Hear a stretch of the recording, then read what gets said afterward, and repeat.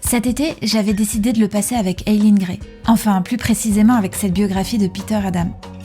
Je ne la connaissais finalement que très peu, et toujours à travers Le Corbusier et Jean Badovici. Je voulais approfondir. Bien m'en a pris. J'ai découvert une femme passionnée, courageuse, extrêmement moderne. J'ai aussi découvert sa période lac, qui a largement contribué à sa renommée. Et surtout, j'ai eu l'impression qu'elle aussi, elle avait passé son été avec moi. Elle était partout là où je posais mon regard. Quelle est la probabilité pour que je passe à côté d'une ville qui porte son nom ? Ou encore que je trouve sa table dans une petite galerie dans un village que je n'avais absolument pas prévu de visiter. Et alors que je m'assoupissais entre deux chapitres, elle semblait me réveiller. Peter Adam dit, je cite, « Sa vision du monde tenait presque du rêve. Une chaise ou une table devait devenir l'ami de l'homme.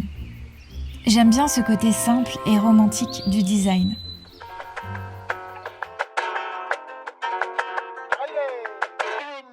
Un peu plus loin dans l'été, sur mon chemin, Marseille.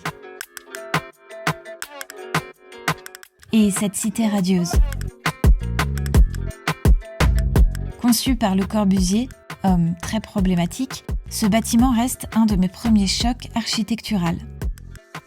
Cette unité d'habitation construite dans les années 50 rassemble aussi bien des logements que des galeries d'art, une maternelle pour les habitants ou encore un hôtel-restaurant.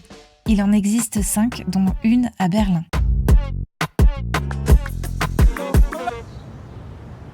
Dernière halte à Lausanne. Élue la meilleure petite ville du monde. Je suis totalement d'accord. Tout y est. L'énergie de la grande ville, le lac, les montagnes. Et surtout, c'est une ville qui est tournée vers l'architecture et le design. Et j'y allais notamment pour le MUDAC, Musée cantonal de design et d'art appliqué contemporain. Une institution entièrement consacrée au design, autant vous dire que cette ville est faite pour me plaire. Mais le musée était fermé. Tant pis, je reviendrai. D'autant que la prochaine exposition, We Will Survive, ou comment des survivalistes font appel au design pour se préparer à un avenir incertain et garantir leur survie, eh ben moi, ça me donne envie.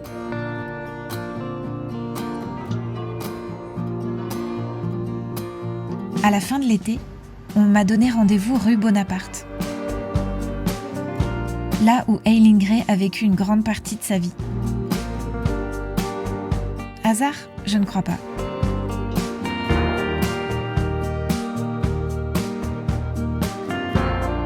Elle a écrit à Peter Adam qu'elle avait peur d'être un fantôme qu'on oublie. Moi, je crois pas qu'on vous oublie. Vous, les designers, architectes, vos objets, vos bâtiments. Ça vous rend immortel.